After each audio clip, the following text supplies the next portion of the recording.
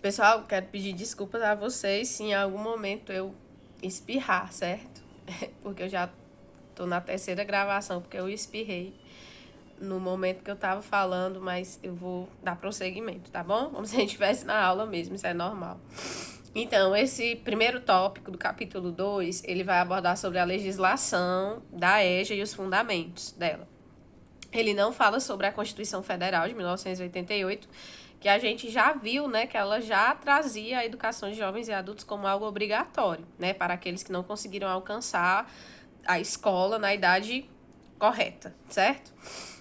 Mas ele vai focar principalmente nos artigos 37 e 38 da nossa LDB, né, e a que está vigente, inclusive, ainda, que é a de 96, e vai fazer um percurso sobre os conteúdos ou eixos temáticos, né, que vai conversar aí com as áreas do conhecimento, que devem ser considerados na hora, né, de promover esse ensino, de promover essa modalidade de ensino, certo? Então, eu preparei um mapa textual, eu vou me basear aqui, a minha fala vai se basear por ele, depois eu vou disponibilizar uma fotografia dele para vocês terem acesso e estudarem, quando forem ouvir o vídeo novamente, poderem estar com a foto do mapa textual para vocês poderem acompanhar, certo? Então, o centro do meu mapa é exatamente isso. Os conteúdos ou os eixos temáticos. Por que ele também coloca os eixos temáticos? Porque em algumas escolas, principalmente aqui no Ceará, né, que eu conheço mais a realidade, a educação de jovens e adultos ela não é dividida em disciplinas, como a gente conhece, né? Normalmente, disciplina de português, de matemática, de ciências, enfim.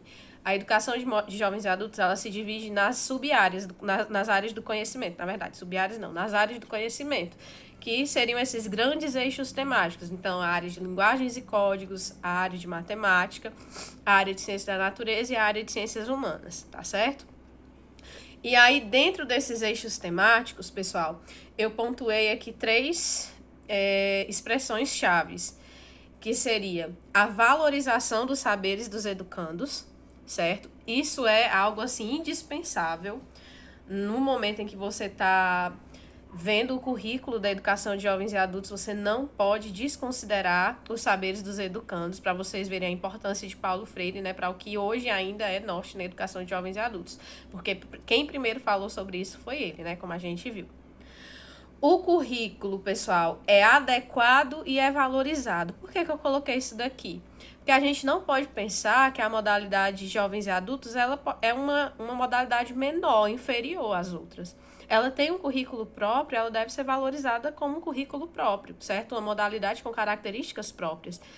O fato de o estudo, né, o tempo de estudo, ele ser um pouco reduzido em comparação ao ensino regular, não faz da educação de jovens e adultos uma modalidade menor, inferior. Infelizmente, muitas pessoas têm essa visão. Mas, na verdade, o que a gente tem que focar, né, compreender, é que o currículo ele é adequado à realidade dos jovens e dos adultos que estão buscando essa modalidade, né? Então, a gente não pode de forma nenhuma desvalorizar ou colocar de uma maneira inferior essa modalidade e o currículo dessa modalidade, certo? E o terceiro ponto que eu coloquei aqui foi as experiências de vida dos educandos, né? Os saberes que eles trazem e as experiências que eles trazem devem sim ser a base do currículo da EJA. Então, quer dizer que na educação de jovens e adultos a gente vai ficar só nesse plano da discussão sobre o que os meninos trazem, sobre o conhecimento que eles têm, sobre os saberes que eles trazem já, né, da vida deles, das experiências que eles tiveram? De forma alguma. Se você fizer isso, você vai estar, de certa forma, negando um direito dos estudantes ao conhecimento enciclopédico, por exemplo, né? Mas todo conteúdo, toda forma de explicação que você puder valorizar, inserir, ou então trazer para a discussão da aula o conhecimento, né, que os estudantes já têm, é como se fosse assim, a base mesmo da EJA, né? Porque a gente tem que valorizar, é uma forma de valorizar os estudantes que lá estão e de contextualizar o ensino, pessoal. Essas bases da EJA, na verdade, elas deveriam ser as bases de qualquer modalidade de ensino. Porque se eu tô, por exemplo, no ensino regular, né, que seja, e eu tô falando lá sobre um determinado conteúdo, variante linguística, por exemplo, em língua portuguesa, que é a minha área de conhecimento, posso citar.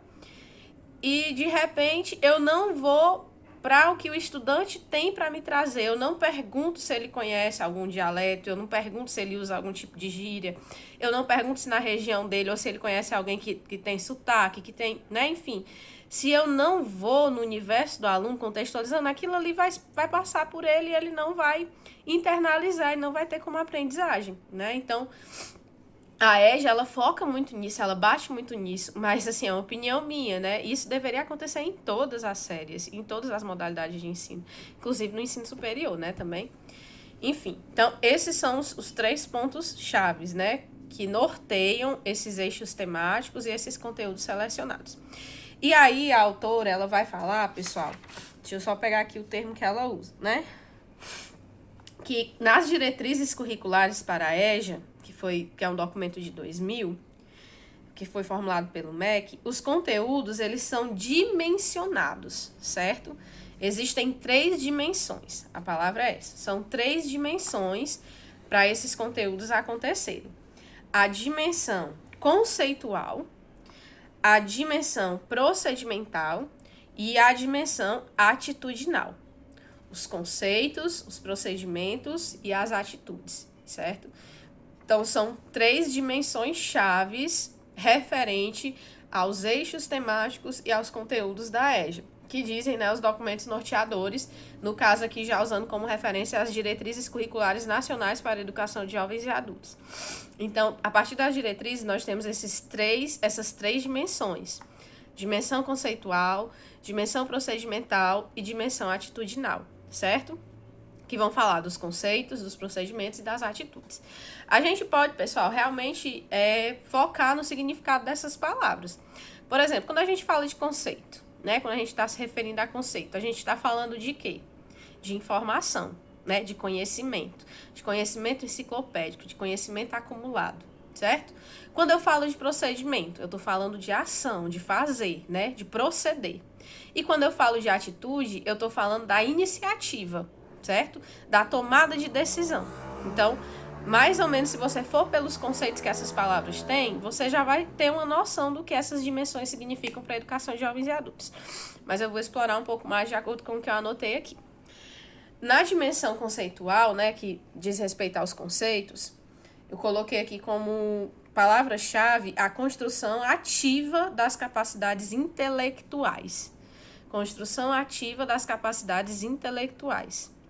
Então, eu vou ter, nessa dimensão conceitual, o desenvolvimento das capacidades intelectuais do meu estudante de EJA. E como eu vou fazer isso? Eu vou fazer isso através da disponibilidade para esses estudantes do acesso à informação. Então, é o currículo que traz a informação, é o currículo que informa, o currículo que conceitua, certo? Que traz a informação de, por exemplo, os conhecimentos históricos, né? O que é que aconteceu no Brasil na era Vargas? O que é que aconteceu no Brasil na descoberta do Brasil, na chegada dos portugueses até o ano de 1700? Enfim, é um conhecimento informacional mesmo, é informativo, é informação, certo? É um conhecimento enciclopédico. E muitas vezes esse conhecimento, ele vai sim estar associado à memorização, porque eu vou estar, de certa forma, colocando esse conhecimento à disposição do meu estudante, através do conhecimento que eu tenho como professor, como educador, com base no que eu estudei. Eu coloco isso à disposição do estudante de EJA e ele vai ter que desenvolver habilidades cognitivas para memorizar, para lembrar, para se recordar. E é aí onde a gente vai fazer alguns testes, como, por exemplo, as avaliações, para ver se ele conseguiu aprender, se ele conseguiu decorar, se ele conseguiu, enfim, usar aquela informação a serviço dele, certo? Então, a EJA, como qualquer outra modalidade de ensino, também não está desvinculada disso. A palavra memorização, ela muitas vezes é vista com preconceito, né, na área da educação. Mas a memória, pessoal, o intelecto cognitivo, ele está associado a isso. Aprender tem relação com memorizar, assim, com usar a memória para guardar a informação, né, para trazer essa informação para a sua vida. Você sai, depois que você sai de uma aula com informações novas, você vai sair diferente. Você vai sair com informações novas, né, com conhecimento diferente, e isso é memorizar, certo? Sobre a dimensão procedimental, ele vai trazer aqui, né, uma expressão que é o saber fazer, certo? O saber fazer é você usar o conhecimento que você teve lá na dimensão conceitual e utilizar ele a serviço da sua prática, do seu cotidiano. Saber fazer, realização das ações, né? Com esse conhecimento, você portando esse conhecimento, né, de posse dele, você vai ter a atitude de saber fazer, de tomar a frente. Por exemplo, quando eu peço para um estudante fazer uma pesquisa, ele está desenvolvendo, né, essa dimensão procedimental. Quando a gente pede para o estudante fazer uma síntese, fazer um resumo, quando a gente pede para ele fazer um experimento científico, tudo isso é a dimensão procedimental, porque é o saber fazer, é utilizar o conhecimento para executar a ação, tá certo? E a última dimensão, que é a dimensão atitudinal, que eu acho a mais linda, não sei se é porque eu sou da área de humanas, ela vai falar, pessoal, dos valores, né? Das normas, das atitudes, daquilo que o estudante ele vai aprender no convívio com seus pares, com os colegas de sala, como professor, né? Então, eu tenho um estudante ali que ele vem de um contexto, de uma realidade diferente. Geralmente de uma realidade de trabalho, muitas vezes de um trabalho pessoal que não é um trabalho digno, né? Que eu digo assim, digno no sentido de ser às vezes um trabalho escravo, um trabalho que explora, né? Que não é valorizado a fala dele, a opinião dele, né? E nesse sentido aí, a gente vai ter a educação de jovens, na educação de jovens e adultos, na sala de aula, a apreensão de novos valores, o desenvolvimento da empatia, né? Eu tenho uma ideia aí, não sei se vai dar certo, mas enfim, vocês vão perceber como os estudantes de EJA, eles se sentem valorizados, eles se sentem importantes, coisa que muitas vezes eles não sentem nos outros espaços, né, sociais que eles convivem. E aí é o desenvolvimento da empatia, por exemplo, né? Do se colocar no lugar do outro, o desenvolvimento da socialização, do saber falar, do saber se portar, do saber se comunicar de uma maneira, né, mais dentro, né, do que a sociedade pede, daquilo que a gente vai manifestar, né, como opinião, como crítica, enfim, e ter no professor, pessoal, até coloquei aqui, esse desenvolvimento do afeto, né, do exemplo. O professor como alguém que você tem o desenvolvimento do afeto, mas também como um exemplo de valor para você, né? Então, é muito importante, né, essa dimensão atitudinal, porque o aluno, ele aprende, ele se informa, ele tem acesso ao conhecimento.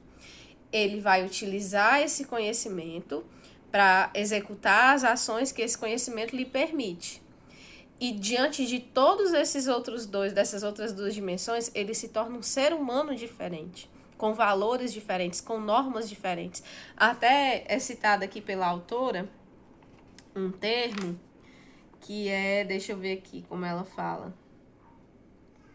Os combinados, é o contrato didático, né, que são os combinados. O estudante, ele vai estar dentro de uma instituição escolar que tem regras, que tem normas, né? Então, ele vai ter um horário para chegar, ele vai estar diante de combinados com os professores. Olha, a gente tem esse combinado de entregar atividade nesse horário, de se reunir em grupo nesse horário, de nesse horário ficar em dupla, de nesse momento fazer silêncio, porque é o momento da explicação. Então, ele vai estar diante dessas situações que provavelmente ele talvez não teve experiência ainda na sua vida dentro da situação educacional, né? Claro, já que ele está buscando isso fora da idade, né, prevista como regular. Então, ele vai ter acesso a novas experiências, né? Então, a partir dessas novas experiências, ele se torna um ser humano diferente, transformado, certo? Eu não vou dizer melhor, porque nem sempre, né, essas experiências elas tornam a pessoa melhor. Vocês viram o documentário Fora de Série, e vocês perceberam quanto alguns estudantes de EJA eles se sentem desvalorizados, né? Não se sentem escutados.